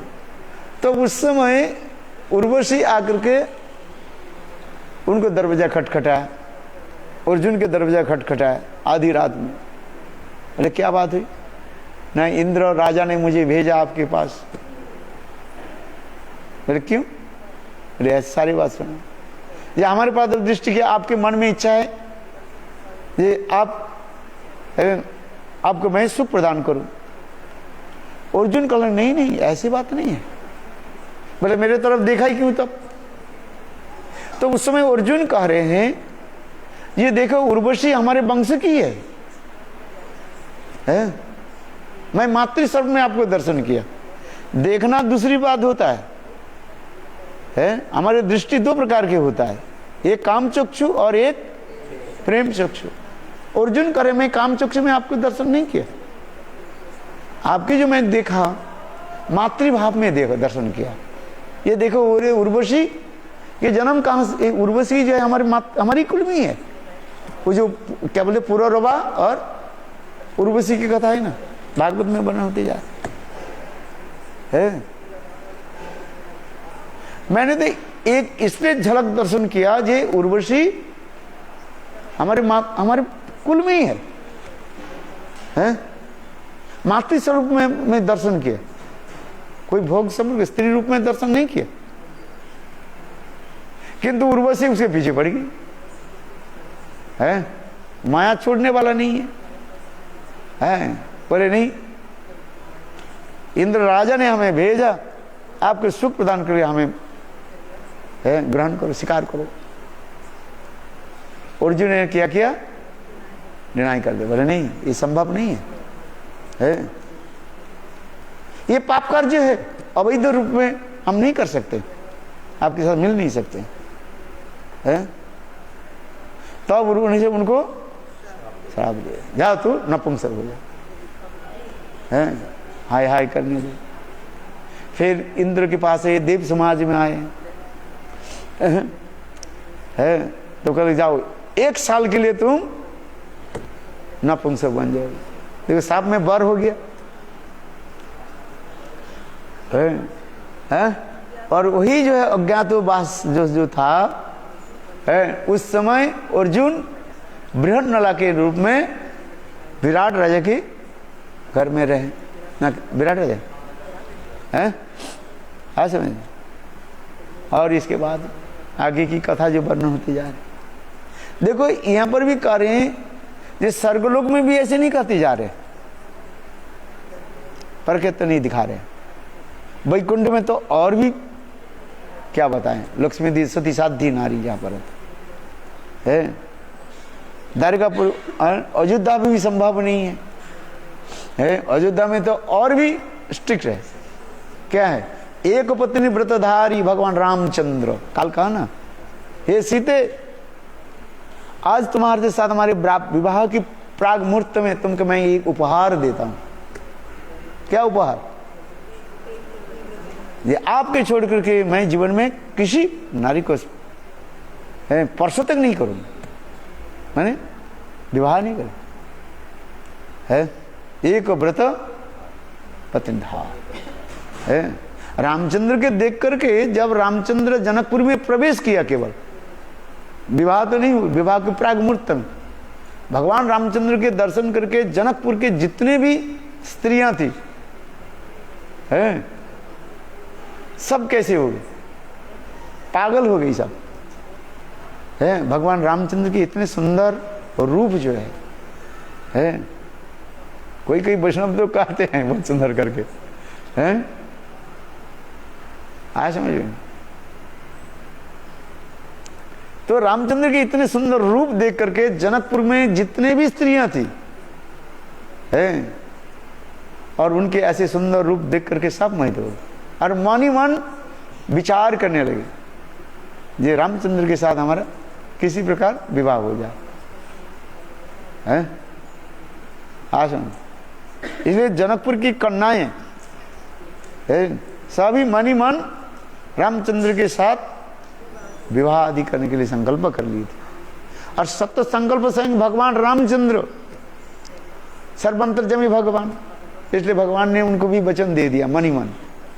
इस रामलीला में, मेरे इस रामलीला में आप लोग को मैं पत्नी रूप में स्वीकार नहीं कर सकते है। इस रामलीला के पश्चात जो कृष्ण लीला हुई, और उस समय मैं आप लोगों की सब स्वीकार कर लूंगा। तो वो समस्त जनकपुर की जो कन्याएं थी, स्त्रियां थी, व लड़कियां जो थी, सब जोग माया के द्वारा सब ब्रज में, ब्रज गोपी के गर्भ में जन्म लिया है, और वही समस्त गोपी बने है। भगवान के दर्शन इतने होता है ये जिसके दर्शन करके हृदय में कितने प्रेम उत्पन्न हो जाता है, हम उसको अनुमान नहीं कर सकते है। कोई वैष्णव लोग कहते हैं भगवान आपके दर्शन क्यों नहीं दे रहे हैं। ये भगवान आ जाए ना, आपके हृदय में इतने काम उत्पन्न हो जाएगा, आप पागल बन जाओगे बिल्कुल है। इसलिए भगवान दर्शन नहीं दे रहे। भगवान कहते हैं चित्त के निर्मल करो, काम क्रोध के सब दूर करो है। शिव जी तो केवल मोहिनी मूर्ति दर्शन करके पागल हो गए हैं। शिव जी जैसे महायोगी है, शिव जी जैसे एक पत्नी धारी है। शिव पार्वती छोड़कर कई विवाह प्रसंग नहीं दिखाया गया। शिव जी के विवाह किसके साथ हुई है? पार्वती छोड़कर नहीं किसी के। और कोई शिव जी का और कोई पत्नी है तो बताओ। किंतु मोहिनियों को देख करके शिव जी के क्या हो गया है? उनके पीछे दौड़ने लगे पकड़ने के लिए हाँ? और भगवान भी उसको चुक्का छोड़ा दी, सारे ब्रह्मांड के घुमा दी उसके पीछे हैं। मोहिनी घूमने लगी, चलने लगी, और शिव जी उसके पीछे पीछे दौड़ने लगे हैं। कहाँ मृगछाल, कहाँ के व्यग्र है, क्या बोलते हैं, स्किन है, कहाँ डोर गोविंद, सब उतर गए। भावना ऐसे ही चलते। और फिर भगवान ने देखा अच्छा शिव जी तुमको दिखा दो। फिर उसी स्थान पर आ गए, आकर के चतुर्भुज धारण कर दे। देखो मैं मोहिनी थोड़ी, मैं तो स्वयं विष्णु भगवान है, तुम्हारी इष्ट देव हूं मैं। शिव जी लज्जित। ये लीला आदि दिखाते रहते हैं। महा बड़े बड़े जोगी आदि भी हैं, भगवान के ऐसे सुंदर रूप देख करके भी मोहित हो जाते। दूसरी की बात क्या सुना है? तो उसी प्रकार कहते जा रहे हैं। और ये भगवान, उससे जो ये तो केवल विष्णु मूर्ति था। मोहिनी जो था वो कौन थे? विष्णु था है। आज आर्य स्वयं भगवान कृष्ण वृंदावने अपरकित नवीन मदन काम गायत्री काम विजय जहार उपासन। वृंदावन के कृष्ण कौन है? वो है अपरागित कामदेव है। 3 प्रकार के कामदेव के बारे में कथा आती है हमारे शास्त्र में। एक स्वर्गद लोक में कामदेव, जो समस्त जीवों की, बद्ध जीव के मन में सब बैठा हुआ है सब है। हाँ समझ में, सब मन को कहते विकार कर देते है। कामदेव की काम यही है, सबके मन को क्या करना, काम में विकार कर देना, transformation in with the lust desire है, विकार कर देते है। इसलिए कहते हैं स्वर्गीय कामदेव का। और दूसरी एक कामदेव कहते हैं, कहा वो कौन है? न द्वारिकापुरी में प्रद्युम्न है, वो कामदेव है। वो कृष्ण के मन में साक्षात प्रकाश मूर्ति मनाया जाता है। और वृंदावन में वृंदावन श्याम सुंदर हुआ अपराकित काम, जिसके वृंदावन अपराकित मदन मोहन काम गति काम विजीर जहार उपास। अपरागित कामदेव स्वयं भगवान वृंदावन श्याम सुंदर है। अर्जुन 24.5 अक्षर के द्वारा जिसकी उपासना होती है। आज काम गायत्री मंत्र में कितने अक्षर है?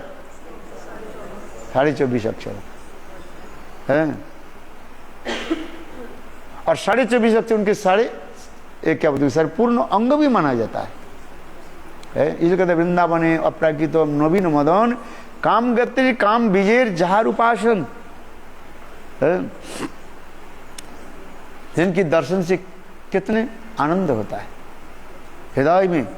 यहाँ पर काम शब्द का अर्थ होता है प्रेम। प्रेमैव गोपारमणम कामैव मितविधीयते। भगवान कितने सुंदर रूप होता है। बंधु संगे यदि तब रंग परिहास थाके अभिलाष तबे मोर कथा रेखो जेवना को मथुरा किसी तीर्थ घाटेर सकाश तथा आचन हरि गोविंद रूप धरी मुखे मृदुमंद हास। है वृंदावन अपराकित मदन मोहन केसी घाट के सन्निकट गोविंद देव मंदिर, उस मंदिर में जो विराजमान जो है और उनके रूप के देखिले नयन हरे क्यों नहीं घरे फिरे। एक बार गोविंद के दर्शन करे वो घर लौट नहीं पाए। हम तो वृंदावन जाते हैं, गोविंद के दर्शन करते हैं, फिर लौट करके आते हैं, किंतु यहाँ पर देखिले नयन हरे क्यों नहीं घरे फिरे गृह रो संसारी जगो हाय सर्वनाश। है घर संसार भूल जाओगे। गोविंद दर्शन में इतने आनंद होता है। ये कहते हैं देखिले नयन हरे क्यों नहीं घरे फिरे गृह रो संसारी जगो हाय सर्वनाश। है किबा चूड़ा सिरे किबा वंशी करे किबा से त्रिभंग ठाम। किबा चूड़ा सिरे किबा वंशी करे। अहो कैसे सुंदर उनके त्रिभंग ललित स्वरूप जो है, त्रिभंग ललित है। भगवान के जितने रूप है सर्वश्रेष्ठ रूप त्रिभंग रूप ललित का है। धीर ललित नायक है। राधा आगे कृष्ण यदि रहे दंडाइया त्रिभंग है ऐसे सजे भ्रू नचाइया। चैतन्य चरितामृत पढ़ो आनंद आ जाएगा। राधा आगे कृष्ण यदि रहे दंडाइया त्रिभंग ललित है भ्रू नचाइया। है कृष्ण और गोपियों के सामने संपूर्ण रूप से त्रिभंग ललित होकर प्रकाश नहीं करते। राधा जी के पास क्या हो जाता है, वो अपने आप टेढ़े हो जाते। बांके बिहारी लाल की जय। है बिल्कुल ऐसे त्रिभंग हो जाए।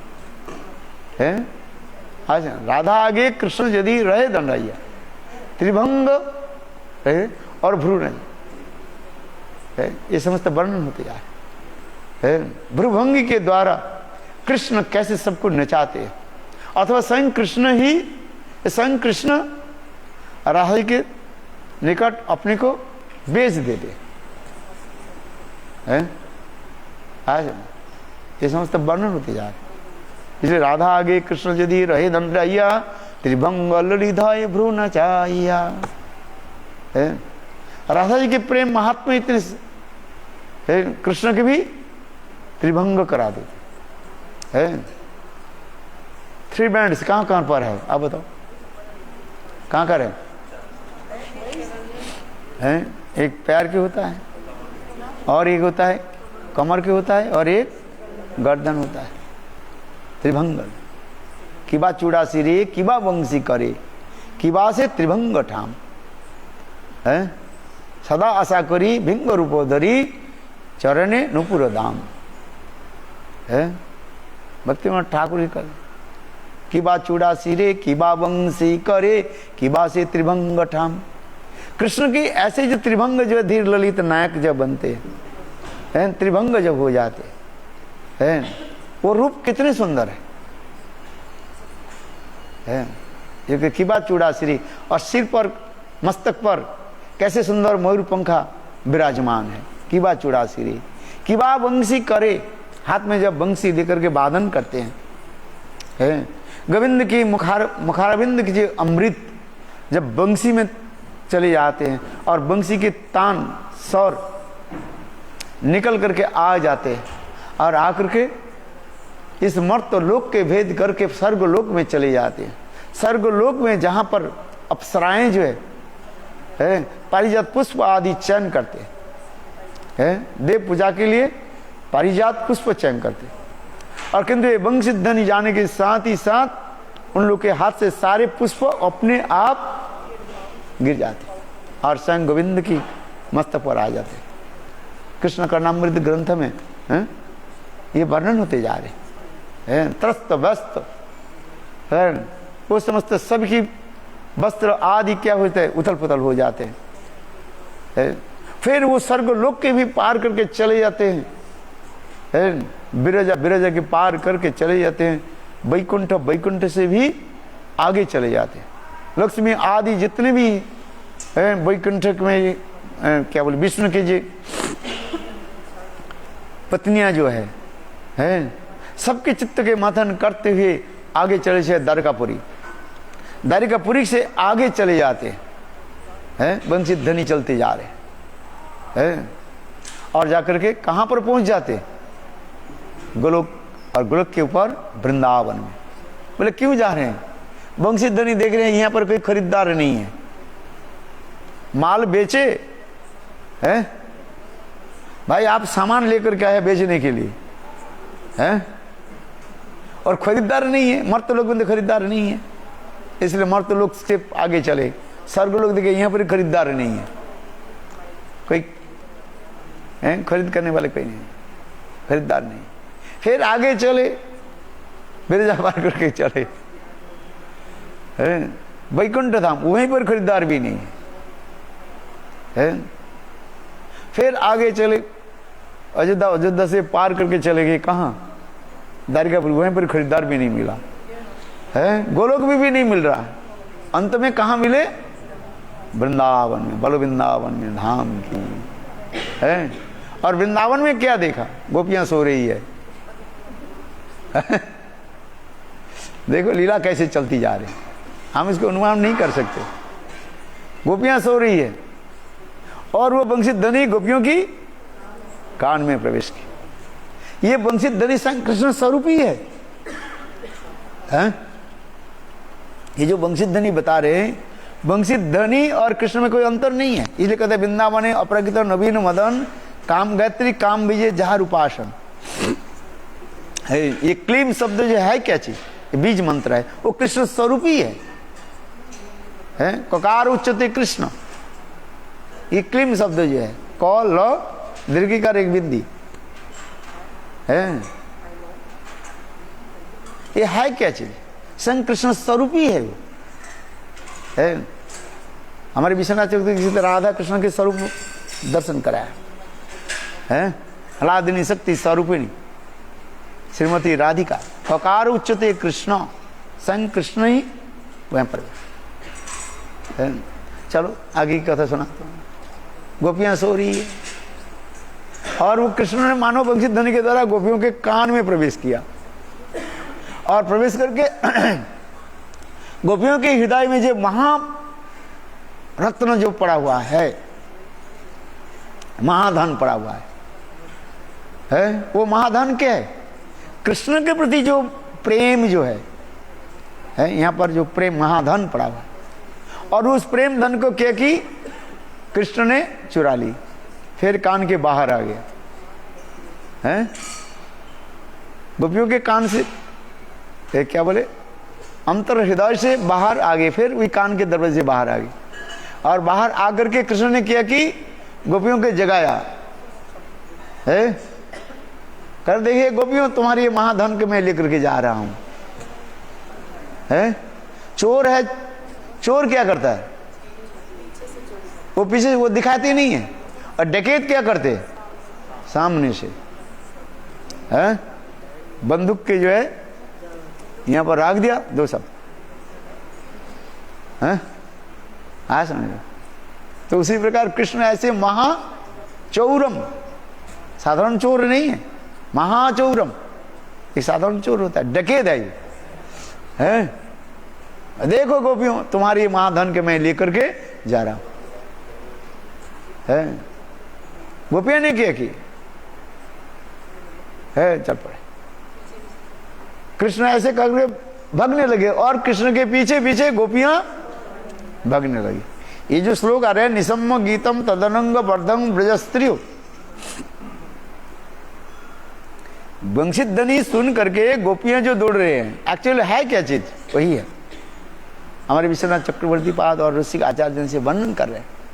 महाचोर देखिए महाधन के लेकर के चले गए हैं।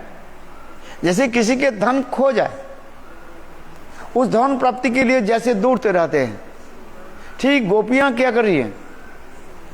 उस धन को तो डकैत लेकर के जा रहे। कृष्ण रूपी महाडकैत, क्लीन शब्द जो है के द्वारा गोपियों की महाधन को, हृदय में जो धन था, महाप्रेम धन था, उसके लेकर के जा रहे। और कृष्ण मानो आगे दौड़ रहे हैं और उसके पीछे पीछे गोपियां दौड़ रहे हैं। इस कहते निसम्म गीतम तदनंग वर्धनम ब्रजस्त्रियो है, आजुग्न उत्तमा अलक्षिता। एक गोपी दूसरे गोपी के साथ चल रही है, कोई किसी को बुलाया नहीं है। सब गोपियां अपने अपने सोच रहे मेरे महाधन को लेकर के चले गए गोविंद है। और एक साइड बाई साइड है, साइड बाई साइड सब दौड़ रही है, एक दूसरे के देख नहीं पा रहे। क्यों? उनके तन मन जो कुछ भी है गोविंद में ही है, समाहित हुआ था, लगा हुआ था है।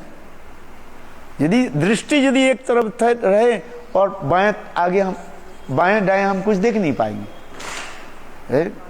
इसलिए तो द्रोणाचार्य जो अर्जुन के बोले है, वो पक्षी जो रखा गया उसके आंखों में, पुतली में तुम लक्ष्य करो, तीर विद्ध करो। तो उसी तात्पर्य उसी प्रकार ही है। गोपियों की एक ही लक्ष्य था बस, कृष्ण रूपी महा चोर और हमारे हृदय में जो प्रेम धन है वो लेकर के जा रहे। इसलिए सब इसी को निसम्म गीतम तदनंग वर्धनम है। गोविंद भी कम नहीं है, तद अनंग वर्धनम। एक एक श्लोक के शब्द की व्याख्या करके कितना आनंद आया। तद अनंग, गोपियां तो सोई हुई थी, उनकी प्रेम को उन्होंने क्या जागृत करा दी। तद अनंग वर्धनम है, तद अनंग वर्धन। और गायत्री मंत्र में है ना, काम गायत्री में तद अनंग, प्रेम को व्यथित कर जगाया है। और सब एकत्रित होकर कहां पर पहुंचे? वृंदावन में, जमुना के तट पर है। और वो क्या बोलते हैं, रास स्थल में सब पहुंचे हैं। दिव्य देविंदारण कल्पद्रुमादर्शि मदरत्नागर सिंहासनस्त है। कितना सुंदर भाव वर्णन होते जा रहे हैं। अपराकित दिव्य गोलोक वृंदावन धाम, दिव्य वृंदारण्य है, दिव्य अलोक गोलोक वृंदावन धाम है, जहां पर गोविंद जहां पर विराजमान होते। दिव्य वृंदारण्य कल्पद्रुमाद, कल्प वृक्ष के नीचे कैसे स्वयं भगवान गोविंद है विराजमान होते हैं। दिव्य वृंदारण्य कल्पद्रुमाद सिंह रत्नागर सिंहासनस्तु है। श्री श्री राधा श्री गोविंद शिव मानुष मरामी है। जहां पर गोपियों के द्वारा संग भगवान कैसे परिसेवित होते हैं। कैसे सेवित होते हैं? उनकी वचनों के द्वारा। वहां पर हाथ की सेवा नहीं होता है, उनकी किससे सेवा होती है? वचनों के द्वारा है।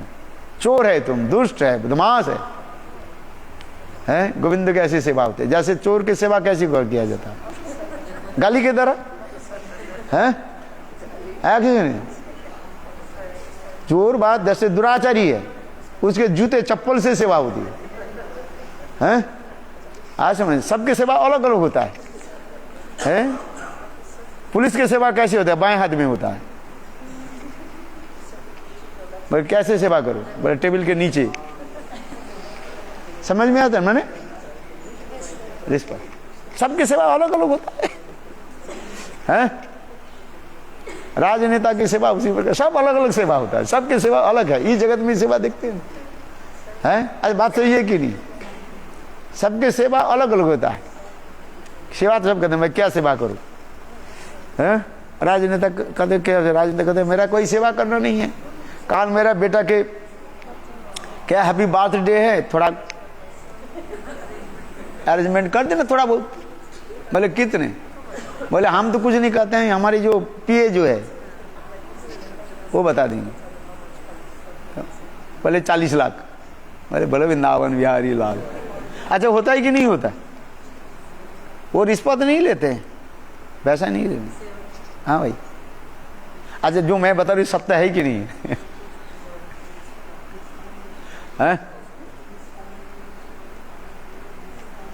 सब जगह में ऐसे रिश्वत चलता रहता। तो भगवान ने वहीं पर सेवा कैसे हो रही है? गोविंद की सेवा जाए है, गोपियों की कैसे सुंदर मधुर वचनों के द्वारा है, आज वहीं पर सेवा होती है, गोविंद की सेवा है। शब्दताम करे दिव्य वृंदावन कल्पद्रु माधव श्रीमद रत्नागर सिंहासनस्थो श्री श्री राधा श्री गोविंद देव शिव मानु स्मरण। उनकी सेवा हो रही है। कैसे सेवा होती है? चित्रपट तो दिखा दिया, राधा कृष्ण दोनों विराजमान है और ऊपर कैसे सुंदर छत्र लगा हुआ है, दिव्य सिंहासन में बैठी हुई है। श्लोक के अनुसार दिखा रहे ना, दिखा आपने श्लोक, दिव्य वृंदावन कल्पद्रुमान, कल्प वृक्ष, वृंदावन की कल्प वृक्ष, तमाल वृक्ष के नीचे, अथवा क्या बोलते हैं वो है, कदम्ब वृक्ष के नीचे गोविंद देव कैसे विराजमान है, अहो कैसे सुंदर हो, और उनकी कैसे सेवा हो रही है। किंतु ऋषिक आचार्य की सेवा कैसी होती है? उसी प्रकार ही है, तुम चोर हो, लंपाट हो, है, इस शब्द के द्वारा सेवा होती है। कैसे है? भागवत में ऐसे ही वर्णन हो रहे हैं, इसे कहा जाता है प्रणय गीत कहा जाता है। गोपियां ने कैसे सुंदर सुंदर श्लोकों के द्वारा गोविंद की स्तुति आदि की है। दो प्रकार की स्तुति होता है, एक होता है व्यंगात्मक स्तुति और एक व्यंगात्मक माने हास परिहास करते हुए जो स्तुति होता है उसे कहते हैं व्यंगात्मक स्तुति होता है। और एक साधारण रूप में स्तुति है दैनो आदि करके है, दैनो आदि करके हे गोविंद, कृष्ण कहने के जाओ तुम लोग जंगल दर्शन वन दर्शन करके आओ, लौट करके जाओ है। तो उस समय गोपियां कैसे कैसे सुंदर स्तुति आदि करने लगे हैं, व्यंगात्मक स्तुति सब है सब। किंतु ऊपर से जैसे कृष्ण के निकट कैसे दीनहीन भाव दिखा रहे हैं गोपियां। पादं न चलते तब पाद मूला, पादं न चलती तब पाद मूलात।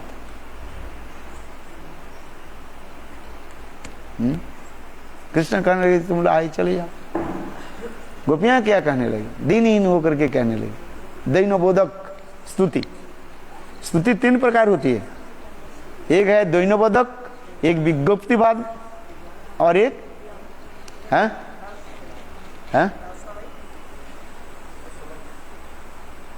क्या भूल जाते हो? मैं बोलते बोलते थक जाता हूँ और भूल जाते हो।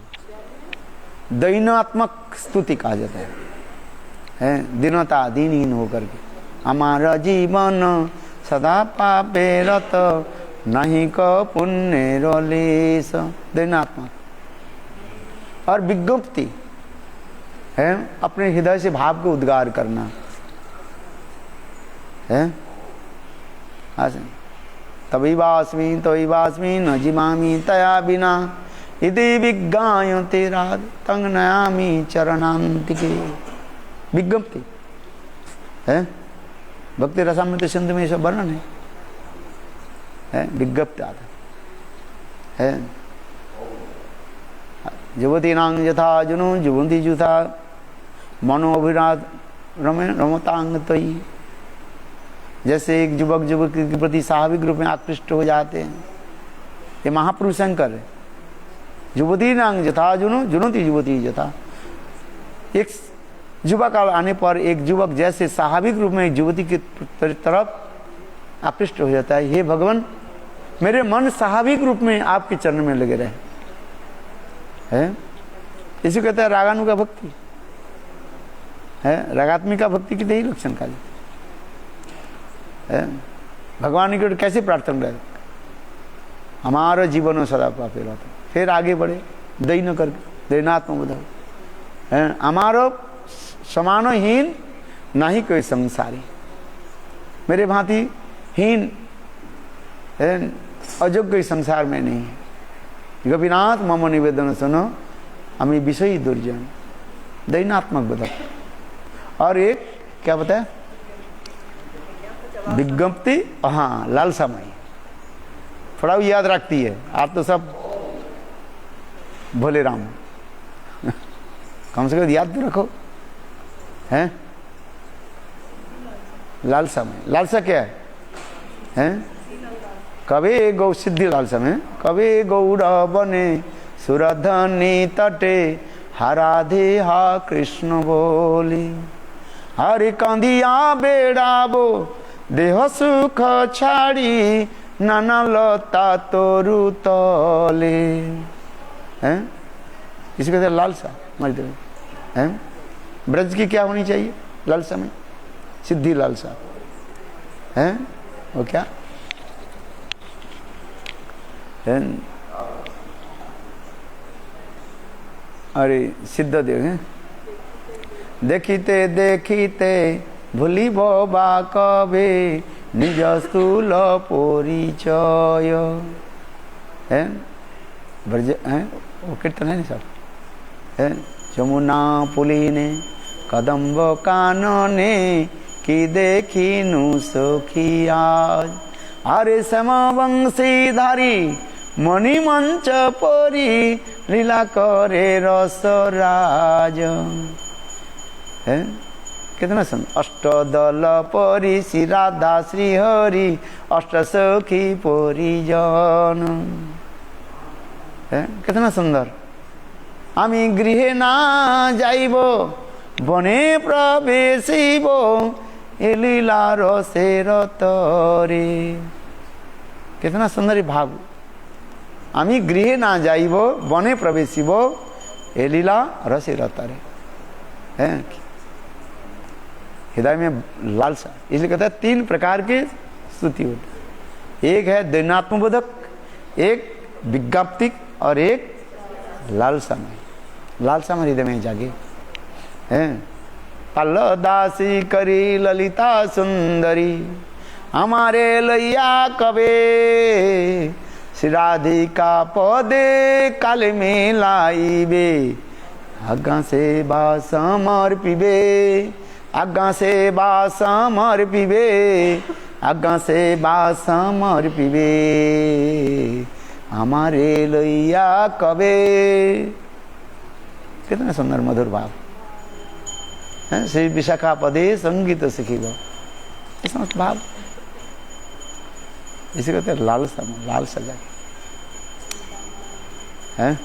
चलो गोपियां के दैनात्मक बदिका पहले का पादंग न चलती तब पाद मूलात। हे गोविंद पैर के द्वारा थोड़ी चला जाता है। तुम तो कह रहे चले जाओ बाहर घर जाओ, हम कैसे जाएंगे? हमारे मन रूपी महाधन को तुमने तो हरण कर लिया है, हम कैसे जाएंगे? हमारे मन को वापिस कर दो है। कितना सुंदर भाव ने उसमें दैनात्मक। और फिर उसी श्लोक में क्या होता है, गोपियां कृष्ण की जो है उलाहना देने लगी। उलाहना समझ चेस्टाइजमेंट है। बोलो वृंदावन बिहारी लाल की जय। जय श्री राम। अरे समय ले लिया जरा।